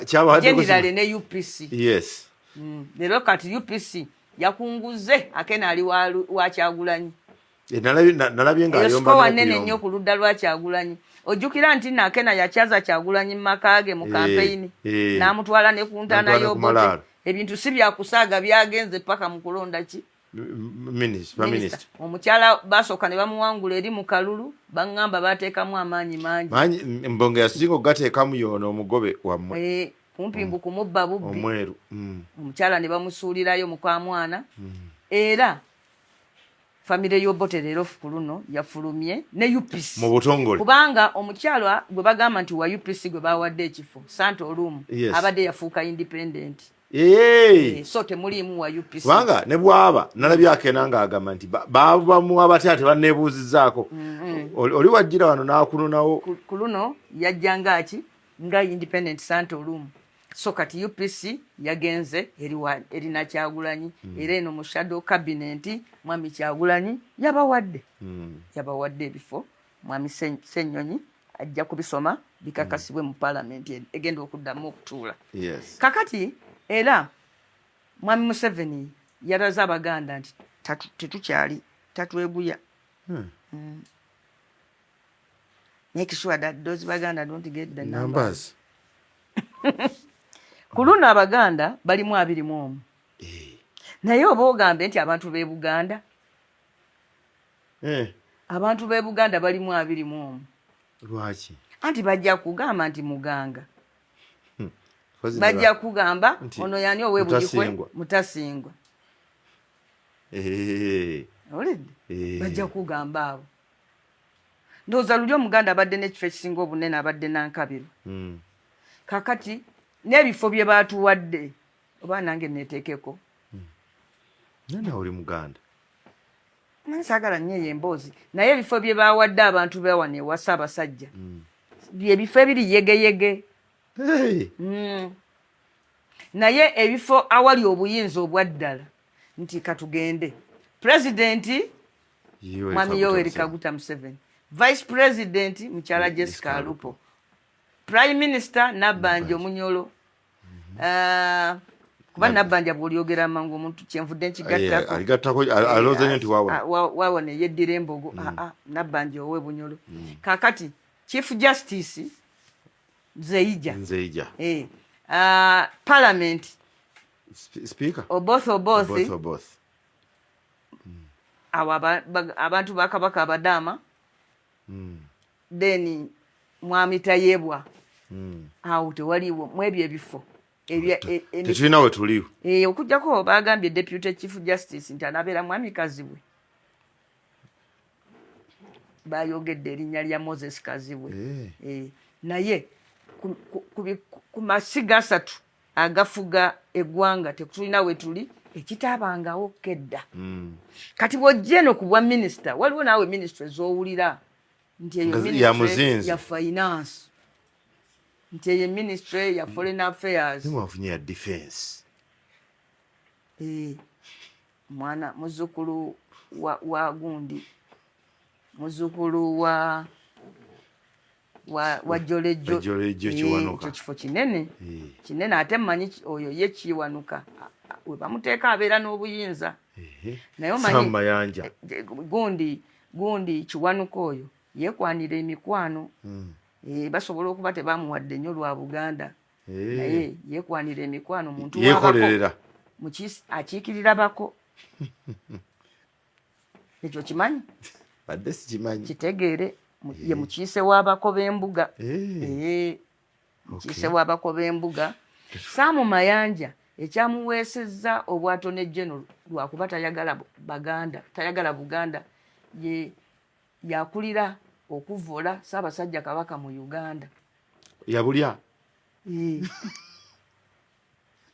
minisita avunaanyizibwa ku kuvoola Ssaabasajja Kabaka Saamu Mayanja era ekimu ku bimuleese awo kujjawo ttaka lya Mayiro ng'atonejje nkubuulira oyo Saamu Mayanja asobola n'okukola etteeka eriwera obwakabaka ne bw'oba tomubuuzizza ye yettula bwettuzi simanyi kintu kabaka kye yakola obwakabaka nga institution simanyi kye bwakola Saamu Mayanja tatwagalira ddala fact tayagala mwogerako ng'Omuganda nti zivina n'ensaluti omugamba nti bamuwadde ekifo ekyo kuba Muganda ye ayagala ogambe nti bamuwadde ekifo ekyo kuba yasoma amateeka si kuba nti nno Muganda talinaamu kafansonyi konna era bwe namulabyewo ne ŋŋamba kiki kye bagenda okukola Buganda nga bayita mu mateeka ekinze nga si muntu olaba basembeza wano omanyi oyo gundi Kiwanuka bw'omubeera ewala oyinza obutamanya naye bw'omubeera okumpi bw'oyogera naye amanyi musajja addirizaamu talemezaako nnyo kigere ku bintu bya Kabaka waliwo ennaku ezo we twali awo nga twogera ku ssente Kabaka z'abanja y'omu ku baasa okulabika nti bamusasule naye gundi Kiwanuka Mayanja bw'omugamba nti nno genda okuba Buganda embooko 5 akuba 10 ku lubuto naye twali bakubye 15 taata akubisaamu emirundi emeka obawadde 10 so nno ye yali badde omu ku batutte ebifo ebinene naye nkugambye nti oli gundi muzzukulu wa Jolejjo ekikulu kyalina mu ejenti w'abako w'omulaba guba mukono gw'abakoddomi so si gwaki naye kati bannange bigenda kunyuma Jolejjo ng'ali wali ye minisita wa defense nga wano CDF mwami Muhoozi kati begambeko oba batya kubanga mu nkola entuufu ono Kiwanuka yali badde mukama wooli kyokka nnyawo era n'oboosi yabaddeyo waatyo nga ye mukama waani ate nga bamugamba nti kwe omukozi we agambye nti akuwadde agambye genda weesimbewo kuwa sipiika naga nti omukulu mumunneebalize nnyo ate nga ye mukozi we mukama we naye nga ssebo omu ku baavuganya ate ebifo bya mwami Museveni nabyo bigendereranga bakikuwadde naye olina buyinza ki bawa Katumba Wamala obwa CDF nga yakulira amagi naye nga bamugamba bwe bati nti takkirizibwa kukyusa mu jaasi ali ku ddala lya lefutinanti ogenda waggulu takkirizibwa kukyusa mu jaasi ali ku ddaala lya lefutinanti ogenda waggulu ebyo mwabimanya muti sendi mpaka wa palamenti ate munnamawulire ntula kakiiko ka defense and foreign affairs manya and internal affairs takkirizibwa kukyusa mu jaasi ali ku ddala lya bwe lefutinanti genda waggulu ate bano abali ku ddaala lya second lieutenant okukka wansi akkirizibwa okubakyusa ng'amaze okwebuuza ku commander in chief kati ekyo kyali kitegeeza ki bamuwadde ekifo naye obuyinza nti ne kopolo okumugamba nti ve Kasese ogende Ejjinja omala kwebuuza okiraba nti bali abalala tokkirizibwa naye bano bo kwebuuza okkirizibwa nga weebuuzizza kati abantu oluusi babeera mu bifo naye nga ekifo akikuuma osobola osanga nga deputy ye mukulu olidde nga oli deputy naye ng'ate mu butuufu bwa byonna bw'otunula n'ogamba nti tayeebwa n'oboozi empozi omu ye sipiika olulala deputy okay olidde so tubuuza baminisita abo ddala balina obuyinza ekirala President Museveni yafulumizza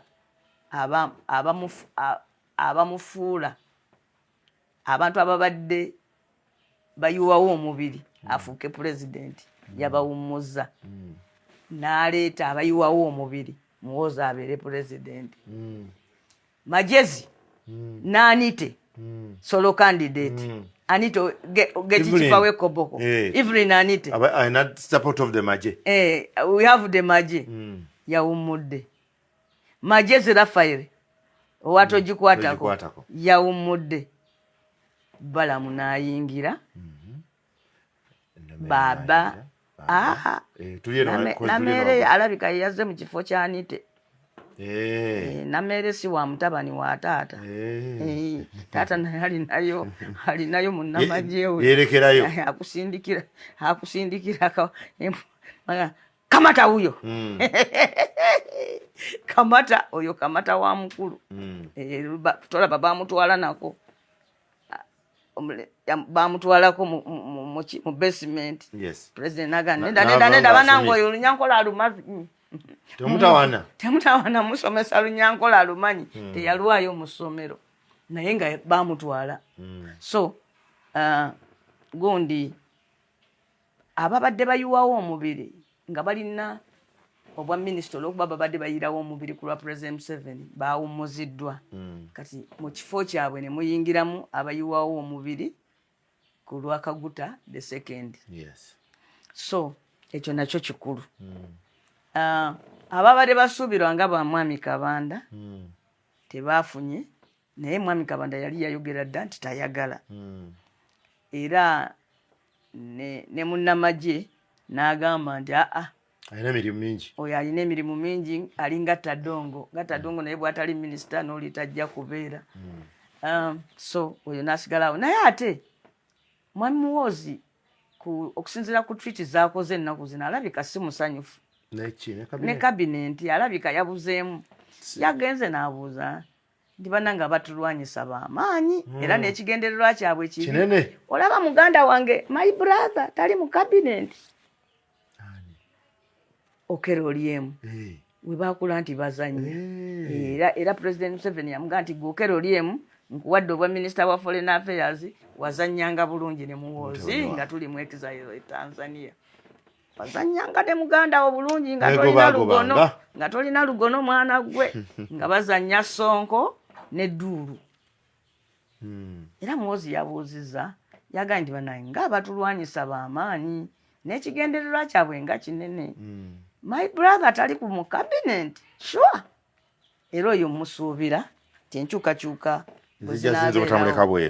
ayinza okudda omwana yakola omulimu munene nnyo ate kati ne minisitule abadde naddala ng'ayeebale gwe bagireeteddemu ate ayeebale mutuuze w'eggwanga ddala ayina obutuuze bwa mirundi emeka weewunye kale abadde atubeerera atya ambasada mpoza ambasada musobola n'okulonda atali wansi yammwe tulabyeko kubalonda ku bensenda nga bw'obaga nti Katatumba ndowooza awo ekyo kikola so oyo naye y'omu ku bantu be tubadde tumanya abaminisita ab'olulango kubanga abadde abeera mu kabinenti lwa nsonga bbiri olwa taata we Okello eyaliko president naye n'obwa Sseruganda obunene bwalina n'abaana baani ba president Museveni nga banne be yakulakola ki azanya nabo kale wulira nno kakati ebirala ebyewuunyisiza ye Jenny Lusa Aceng minisita w'ebyobulamu y'omu ku baminisita abasinze okukola obulungi in my opinion nange oyo omukyala yatuyisa ku COVID in my opinion naye ne gwe baataddeyo musobozi bali omunsi naye ate ye babadde bamuwadde bwa minisita bwa byamawulire bwagenza okukya nga akapande yasomye bubi akapande kasoma maji ate ye yasomye kasoma maji akapande kade kasoma maji ye n'asoma maji kati akake kabadde kasoma maji kubanga okukujja ku bwa minisita bwa information na ICT ne bakufuula chief whip mu parliament kasomye maji kiba kibulamu first of all mulimu gwa tututu kutula mu parliament buli lunaku ekyo baminisita tebakyagala mulimu ogw'okuba whip kuyita banno gwe gate wazze gundi wange ncha tugenda mulonde bwe muti mukole bwe muti ekintu ekyo kyetaaga season gundi parliamentarian gundi oyo John Lucy Acheng si munna parliament nnyo biri awo in fact n'okujja mu parliament akizzeemu buzi naye basooka mulonda ku bwa minisita nga CMP si mubaka bino ebyobubaka bizzeemu buzi luki luvannyuma so ekifo ekyo kyetaaga season gundi parliamentarian era gwe babadde basooso kiwa kisobola era kuba ntali Kasule yabeera nnyo mu palamenti n'akolakola omukwano n'abapalamenti kalakita gyesiraba mu Jane Ruth Aceng bw'agenda kujja anoonye ffe banamboze naffe ayogere naffe ebiki kigamba naye kyekyabaddewo ndambi bagenza oga nti twabisomye bubi ne bagamba ye kati tuweeyo kyani tuweeyo kino ekyono olaba nti babateeka mu bifo nga tewalina commitment y'amaanyi mumuwe olaba nti babawa ebifo nga tewaliwo nsonga z'amaanyi nti kyofola basobola obbajjawo anyway kakati ne baleeta na mere bw'olowooza bw'owulira byayogera olabanga gwe balonze ku bwayigigi nze mpulira ng'ayogera ng'agamba bamulonze ku bwayigigi manyi ate yalowooza bamulonze lwa ssente za PDM naye nze okusinziira bwe nasoma etteeka erifuga PDM teririna bwe likwataganira na minisita wa local government pozi olw'okuwulira nti mulimu ab'emiruka temuli bwe likwataganira nnyo na minisita wa local government amaanyi mangi minisitule gy'agenda okukulembera erina trillion 6 5.4 misaala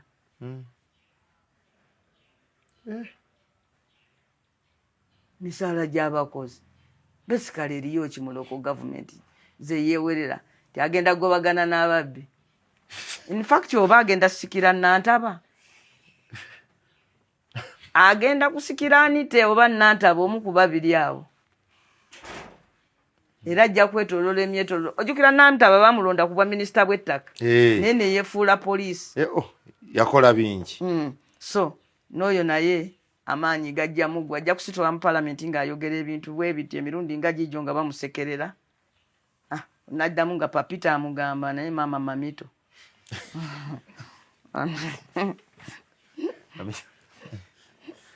okyusamuko wano so bwe bityo so kabineti yeeyo naye ekikulu Mwami Museveni eyo kabineti si yeekola emirimu Mwami Museveni alina kabineti yeekola emirimu gyeri mu State House eriko abasajja abo babyaruhanga babbanana bano ababeera eno gye bali eyo gye bayita chicken cabinet kabineti y'omufumbiro bano abalala omusangawo wali omusala bayita byaruhanga talyewaako ku bwa minisita naye yasalawo baani ababa babeera ba minisita babeerawo bwe batyo nga basirise gye bali be balina obuyiza Mwami Museveni alina kabineti endala mu State House nolwekyo olaba abantu nga Lwabwogo si alina obuyinza obusinga minisita yenna aoperatinga abukozesa ddi foreign affairs yiye information yiye minister of information yiye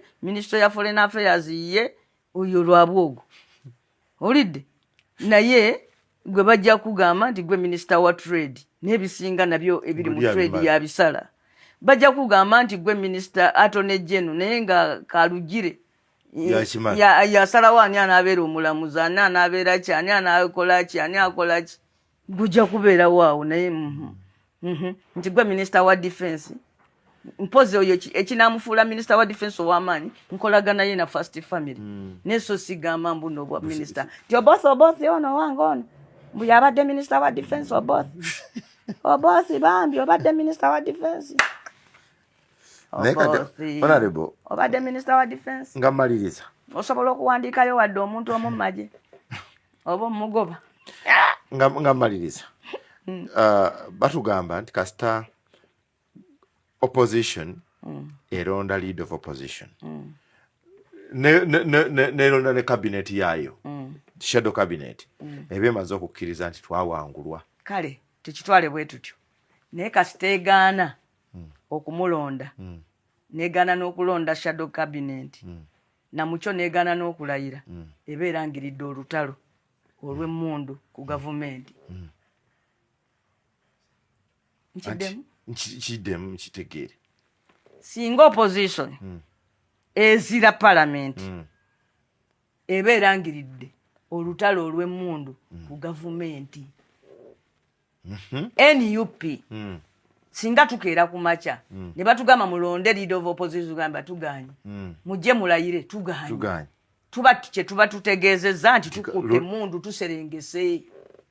Kyemutya kiyinza okuba tetukitya n'ekyo kitegeeza kutandika mmwe mwenna kubayoola mwabaganye ekibiina kukiwera. Omanyi omukulembeze Mandela yagamba nti bw'obanga omukulembeze ng'ekkubo ly'okutte ttuufu totyanga kwekwakkula n'oleka b'okulembera n'ogenda eyo mu maaso. Eno basigala bayomba kyatulese naye bwe bali kusanga mu maaso eyo ne bategeera nti wali ogenze kubateekerateekera bagenda kusanyuka. Sina buli kintu kyonna nti tujja kujja tukyogere gwotegeere buloga waffe tikitoka waffe kadeideyo wamwe. Webale nnyo okutuwagira mu butuufu mu NUP tuli ku people power n'obuyinza ddala bwammwe naye bakama baffe omukulembeze waffe bwe yatuula naffenna ne tulowooza nti mu mbeera eriwo parliament tugirekewo nga platform. Wano olaba bayoola baana baffe nga tetubalangirirangako lutalo singa ate tulubalangirirako. So ne tugamba nti eyo kebeere platform kubanga twasalawo titugenda mu lutalo luli non-violent tetusalangawo okukwata mmundu. Bwe tuli batusazeewo okukwata emmundu tetugenda kugenda mu parliament. Museveni bwe yagaana omubaka w'ekiyongo omu okulayira yali atuuse e Luweero mu nsiko. Teyagaana nga tannayingira yali yatuuka dda n'agamba Kiyonga tokola ki tulayira. So tebaagaana kulayira ne badda wano e Kampala ne batambula. Era Ssemwogerere yali takkirizaganya na byagenda mu nsiko yalayira n'atuula ku ludda lw'opposition n'akola bye yasobola okukola mu butono bwabyo. Naye n'abaagenda mu nsiko be bano be mulaba era baakomawo ne bamusanga wano ng'ate okukola gavumenti eggumire ya 86 nga beetaaga ba Ssemwogerere abataagenda mu nsiko okugibeeramu. So basabo ne bannyabo waliwo abantu be bazirira. Omuntu gwe bazirira ng'abeera alina akafansonyi naye n'ozira emmere olinaagamba nti neyo mujonyongere n'alya buli. Singa ogenda kuzira emmere ne balaga nti omukyala azize emmere nange banange ennemye. Soke twogere. Naye waliwo okulya neno n'agamba bagimwongere. N'afuna bufunyi ssanyu ku mutima. Bano tebalina nsonyi ne bw'onoobaziririra tebajja kugaana kulya. Mwe mulabe okubeera kwaffe mu parliament ke kamunyenyako ke mulaba akabawo essuubi nti NUP erina woofiisi abwe zibaluma okukamala. Ebyo bye tubadde tukola tuteekawo essomero bibaluma okubalaba ne bagenda babirwanyise baliggale kubanga bamanyi kye litegeeza. Okuyimirizaawo obukulembeze bwaffe mu Uganda yonna ogenda nga tuggulawo ebitebe. N'ezo ensonga ze tuyimirira naga nti Ssennyonyi yayimiridde kubanga ne bw'onooba tolinaayo ayimirira kukubanja mu parliament era bajja kusiba. Naye wabaawo abanjako waakiri waliwo okuffe kati abavaamu ssente ne tuweerera abaana baba Edimutwe. Olidde ogwo omulimu ekirungi nze eyalayidde sinnagaana gwalina plan B kugikozesa kuba oliiryo genda. Waliwo olumu we twazira okuwandiisa ebibiina nga waliwo omusajja bambi yali kisaatisaati ng'atugamba mmwe tuli eyo ebintu byammwe bituwuuba mwe mujja kuba mukyali wano tubireeta ebibiina tugenda bireeta era tuba tuli awo mu 2024 nga bagamba ebibiina babikkiriza biddewo. Munnange ate naffe abaali bazira ne tujja ne tuwandiisa DP zaffe. So bw'oba ng'olinayo ekkubo likwate era ffe ng'NUP tetugaanangako muntu mulala kukwata kkubo lyonna erikkirizibwa mu ssemateeka article number 3 egamba nti omuntu yenna ne bw'akozesa obukambwe obwenkana butya bw'aba nga alwanyisa abantu bamenye ssemateeka abeera mutuufu. Naye gwe munnange gwe oli Saudi Arabia, oli Canada, oli gindi, oli South Africa, oli Burundi. Kati gw'ogamba namboze ate nange sikuvumiridde, nange nkusabira osigaleyo eyo neyo ttiimu erwanireyo. Omanyi gwe ekitiibwa kye tuwa bannayuganda bali mu diaspora mu struggle eno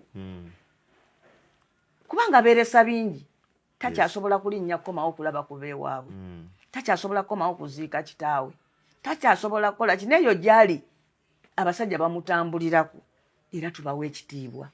Naye bategeere nti waliwo by'osobola okukola ng'okolera Uganda ku street ate ne wabaawo ne by'osobola okukola ng'okolera Canada ku Twitter. Ffe tetulina muntu gwe twali tuvumiridde nti no NUP yayisizaawo ekiwandiiko ng'evumirira abantu abazikutta abazikekeza. Era twongera boogezi gamba Museveni nti olabye ebyotutuusizzaako. Kati olabe wafunyiseeyo, olaba wano pulezidenti waffe bamunyigirizza yeegaana omusajja ono gundi ali mu kkomera. Gundi ono gwe bakwata, oyo omusajja oyo gwe bakwatira Tanzania. Jamiru Mukulu. Banyigirizza nnyo pulezidenti Kyagulanyi yeegaana Jamiru Mukulu amuvumirire yagaana. Kyekimu ne Ssemwogerere. Obote yamugamba nga Ssemwogerere vumirira Museveni. Vumirira ku Museveni. Ssemwogerere n'agamba nti naffe abali wano abatagenda mu nsiko otukuba. Kakati ffe tuvumirire tutyali eri. Singa ffe abali wano. Otuyisa bulungi. Twaligambye nti oli yakola bubi. Ssemwogerere n'agaana. So buli kkubo lyonna ekirungi tewali wagganye kwata. Omanyi abantu bagenda nti kakati mmwe mutuwe muntu lwaki nze nina ogikuwa ginoonyo gyonnunule. Sikuvumiridde. In fact nkusabira. Neyo gy'oli nkusabira asobola okuteekawo kamera yo n'oyogera ebigambo ebyo tubasiima. Nange wano wendi omanyi buli lutalo lulinga mupiira buli omu alina ennamba gy'azannya. Mulimu atazannya mu kisaawe nga ye muwagizi. Gwe bw'ogamba nti nno nze njagala goolo nga gwe gwamba baakawo akyuka agikube mu goolo. Kubanga gw'oyagala kuteeba. Goolo kipa agukwate yeeteebe. Ekyofa kimu goolo. Goolo kipa ye akwata omupiira gukwewuunyisa. Gwali eno mu namba 10 bw'ogukwata baba wa penalty. Ne goolo kipa bw'agukwata bw'aba akoze obulungi. Toyanza nnyo honorable. So waliwo bannaffe abalwanira ku front, tutegere ntulwanira ku fronts ez'enjawulo. Bwannakyemalira bulinga etti eddene tebugwira namba zeemu. Waliwo ne bannaffe abalala nga balwanyisa gavumenti eno naye nga beenaaleemu nga bo balwanira muli munda. Nabo bali mu struggle. Ali mu struggle muli munda. Abamu tubamanyi abalala tetubamanyi bali tweyanjulira egudde. Nti nze ne mukuleeta ekiteeso bwe kiti n'okuleeta sovereignty bill nali njagala kwonoona economy. Oyo naye ng'ali awo bw'atyo. So basebo ne bannyabo NUP yabadde ntuufu obutalangirira lutalo ku Mwami Museveni kye yabadde ayagalira ddala. Obutalangira mwatebuse mutebuke. Ne tumala tuzira tuba tumuwadde kyayagala nti awo atulyanga sumbusa. Muba bayeekera abeerangirira. Tuba twerangiriddeko obuyeekera. Kuba tuba tugambye mbu tuzizeyo waffe kutuula mbunze nzize parliament nkomyewo nakabago kwebaka. Buli ngeri yonna kyoleeta kati. Ate abantu baffe batusanyusa. Agamba namboze temulayira. Ate nkya nakuyisaamu ogenda okulaba we mba mulonda speaker. Awo mwenna ekya mulonde mwiru. Mugandi ye yabadde aŋŋamba eggulu oyo. Sirayira. Olidde. Singa salayidde yandimpagidde wakukyamu. Lwaki mwalayidde? Bwakimala bannange mulwane nnyo ekyekalangala tekituva mu ngalo. Kati ate weekalangala tumulonda kukola ki? yiba nange sinasaba kalulu kekalangala basebo ne banyabo abantu bekalangala tumanyika nakalulu mwaka tuwadda kukakuuma kukanyweza Nampala Irene wetuli ate nanta fe mweni yupi tetusikiza bantu naye abekalangala bo batugambye nti awavudde Nakimuli twagalawo Nampala nga fe bani abaliganye ngena abasodoksi bo bafukamidde nofukamira tebasaba ffe naye basaba Katonda Katonda waffe so mukono gwo ku Nampala so mukono gwo kweni yupi songe ku Nampala kubanga yeko musodoksi anabeera mu palamenti kati gobadde olyawo nga kuliko n'essaala bo nga tebasaba ffe basaba Katonda gwe kyogamba Katonda tawulira kati oyo omwana Nampala aliko omukono gwa Katonda aliko ogw'NUP aliko ogw'abantu bekalangala ate eddoboozi ly'abantu ly'eddoboozi lya Katonda n'omwoyo gw'omugenzi kakati buli ali waali ffenna essaala amaanyi 10 tubiweerezeewa wa Nampala jukira nti sente ezava mu mabugo twazoogera nti za mwana temugaa nti twabawa amabugo juzi akozese gwago ezo ate oyo yali asuubiza okuweerera omwana byamutabukidde omukazi yaleka asasudde anite sente yazisasula ku olwo $2,000,000 mwezi omwana asome paka balimala siniyafu ate nga nejjajja yali amaze okugamba father yennyini nomanyi Nakimuli yayogeranga ngaasaaga mbuuze ndi mwana wa faaza ngamba nze faaza ye taata wange kandowooza ali mukusaaga waliwo faaza eyamukuza mpozi mu basodoksi faaza asobola okuwasa oba obutawasa kati ye taata we y'omu bafaaza abawasa n'azaala n'abaana Katonda awummuze Nakimuli mirembe naye ndowooza okumusiima kwe kubanga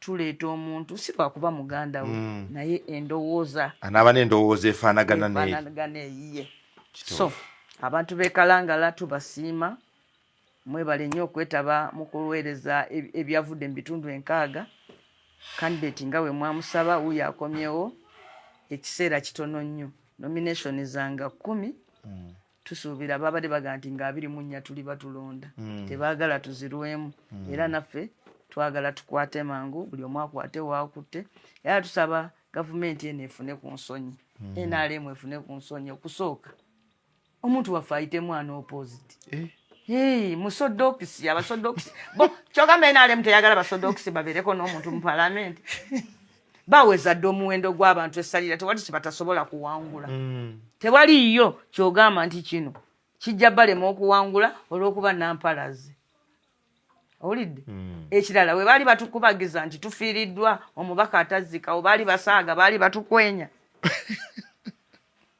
bwe bajja otuziikirako ebyo byonna bye bakola baali batukwenya naawe kandidate we NRM owekalangala nnyabo funa ku nsonyi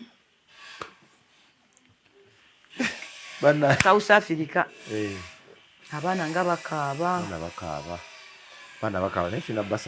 kiri bwe kiti amawanga gonna gagenze ganonayo bantu baago okujjako Uganda tulina Bombardier lwaki Bombardier tesituuka negeneno n'abaana baffe tesobola kuba nabo bennyini tebajja kujja nze no waliwo bennalabye nga bakaaba amaziga nti mutunone kubanga tewali amuguza bintu ku dduuka olufuluma ebweru bagenda muta abala bafiira mu nnyumba njala be bapangisaako amayumba be babaloopa ensi zonna zinoonya abantu baabwe zoogedde nako ne wano owulira Uganda esirise bano bemutyeni bakuŋŋaanya ssente kuno eri abantu baffe babatta nti bo ewaabwe ssente zaabwe zokka ezaffe eze Uganda ze zaabonna ffe Uganda yawaayo ebintu bingi nnyo okulaba nga aba South Africa abo beefuga twawaayo buli kimu ne batuteekako ne sanctions tubawekaweweta ne tubalera ne tukola ki naye aba South Africa bwe baba basazeewo okwefuulira Abafrika bannaabwe bwe batyo naffe tetulina kubagamba mbwe era nze njagala gamba ababaka ba palamenti bananga be12 nti sipiika bw'aba tayita lukiiko by Monday ku nsonga y'abantu baffe ffe tusayininge tweyite kubanga kyekisi nagende South Africa bwe nali nga ndi chairperson wa Government Assurances Committee nga nnondola ebisuubizo bya gavumenti eri bannayuganda abali mu nsi z'ebweru ne mbuuza ambassador wano waliwo bannayuganda bameka nangamba bawere miliyoni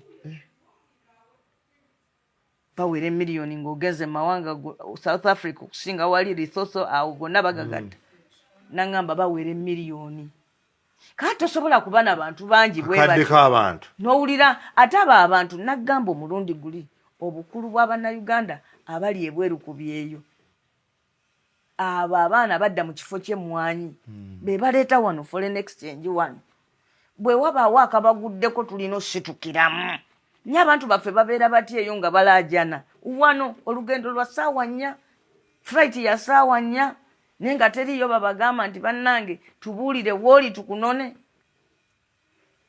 era n'okwogerako n'obukambwe nti bannange mwe aba South Africa mmwe owulira ensi zimu Ghana yayogedde Nigeria yayogedde Uganda ffe munansi wa wano aliwulira ddi nti ensi ye emwagala emanya abaliyo tebajja twalina wano abaana baffe ne babatwala nti n'okukola mirimu Thailand ne babayisaamu ne babatwala mu Buyeekere Bama kwaliko ogwo nga weemukono wano municipality nga bamuyita Kawuma bamuzaala wali Sonde nga kuliko ogwo weemukono nagamba mujja bakomyawo kuliko weemukono ate omuntu weemukono aba mulangira mu maaso gange kuliko oweemukono era oweemukono ssebo y'omu ku basooka okudda era nze njagala gamba aba South Africa abali eyo ng'oli weemukono gwe sala amagezi ombuulire nti nze ndi weemukono ndi Kalo Dabani oteeko neetaaga buyambi kuva wano n'ekinaaba kyetaagisa nze nnyini nkunone nange bankwatireko kale eyo bannanga abantu baffe muwendo tuteekwa oteekwa omuwendo ku munnayuganda gavumenti eno ejje omuwendo ku munnansi wano ye wantu wogenda ebweru n'okomawo ku kisaawe ne basooka kuyisaawo bagwira ebisaawe byonna byempitako bannansi be basooka mu maaso kuba bo baba bakomyewo ka kituufu bannansi be basooka okubeera layini eba yaabwe ng'eri walungi mwe ne mwetooloola eri era bagamba citizens returning babakolako speed awane waffe kirala wegomba abagwira mu America eyo bulijjo ngenda mu America eyo ku byengendo zange sabo nga mbeera mu layini awo ku migration ndi mukungu nina passport ya green malawe ebbanga ddene naye ku luno nagenda n'omuzzukulu wange kasita nagamba nti ono mu America akomawoka sebo nange nagendera mu Butaala olese omuntu waawe nayitirawo mu Butaala kasita omwana najjayo passport waiting nga ye bano omukyala yange official visa nemugane naye ninako nono nagamba lwa ngweno sebo olwo ne batutwala mangu tuyitemu kubanga nina omwana wa myaka 3 mu America nendaba ekitiibwa kya munnansi nze ndi mubaka wa parliament ndi munnayuganda kyesifunangako ntebe nga ndi mubaka wa parliament sikifunangako ntebe nze bakimpaako lwakummanya nga balabye feesi ne bansanyukira nange vaawo munnaffe atuzanyira zonto naye ekyo kirina okuweebwa buli munnansi Rwanda wano olaba Rwanda bw'obeera munnansi ne bw'oba ovuga kigaali n'olwala obulwadde ne bagenda mu ddwaliro ly'e Rwanda ekkulu ne bagamba nti obulwadde bwa Sserwanja ono bulina kugenda Germany bakutwala ne bw'oba ovuga kigaali nalinnya ennyonyi eno eya Keremu omanye esooka Rwanda tugenda e Rwanda abanyarwanda balinya ndaba omukazi yeesibye n'akatambala ku mutwe alina n'akaana akato akawala bwe kati paka we nakagamba mulagawa nti jjajja mulwadde tugenda mu ddwaliro konzewa ti Germany konze jjajja maama wa minisita muntu wa bulijjo agenda mu ddwaliro Germany kubanga eddwaliro ly'e Rwanda erisinga obukulu ligambye ti buno obulwadde bwono busaana Germany buli munnansi yalikoleddwa ekintu bwe kityo so bannange ffe nnyini ffe tulina okusitula ku ddoboozi okugamba abali mu lubigi mubakuba abali egindi mubamenya abali ku makubo mubagoba naye n'abali e South Africa babadde babaleetera ssente wano economy yaffe ne bagiwanirira babali eri babakuba babatta musirise bantu mmwe mufune ku nsonyi nze kati bino mbyogera ng'omubaka wa parliament ennaku zino nina bannayuganda 13 babasibira mu ggwanga baliyita Mauritius awo emisango wano mu Uganda gye tukwata ab'e Mauritius ne tubaweesa fayini eri ewaffe abantu baffe babasiba myaka 15 naye baatuuka ekiseera ne baga nti kale batusibe 15 naye Uganda etuno ne batusibirewa ewaffe omuntu ava ewaffe ajjandabeko wali mu kkomera wendi eruzira naye ekyo kiganye naye olw'okuba kuliko ow'emukono ennaku zino nkiri bubi era mu weeks nga 2 ngenda kulinnya ennyonyi ngende e Mauritius nsooke ndabe ku muntu wange muzeemu kusuubi ategeere eggwanga munnansi waalyo ne bw'abazizza musango takoma kubeera munnansi naye Uganda yensi yerina bannayuganda 100 bali ku death row e China 100 people 10 abachina babasalira ogw'okufa battako bwe wayita ennaku ne battayo be baagadde babachina batambula wano bakola bali wano mu bukyamu bakola byonna naye eri abaana baffe 10 emisango gye babasibira eri nawana abachina bagikola wano nabalaba ennaku ezo nga babasimbye layini mu bano immigration yabakutte biki naye bo tubazaayo tubakwata nga bamaliriza abaga tewaliwo komera wa kubasibira naye bo abantu ne basalira abantu baffe akalabba ne battangako nga bwe baagadde bwe bagira ne battako 10 ate ne bongerako ne battayo 2 olaba omuntu bamusalira nkoko ye ne yesiwala neggwanga si lyaffe erituuse n'okuba nti nno omuntu akera ku makya n'agamba nti gundi gwe oli mu Canada oli mu Nyarwanda oli mu ki naye jangu kuwe ku bwa minisita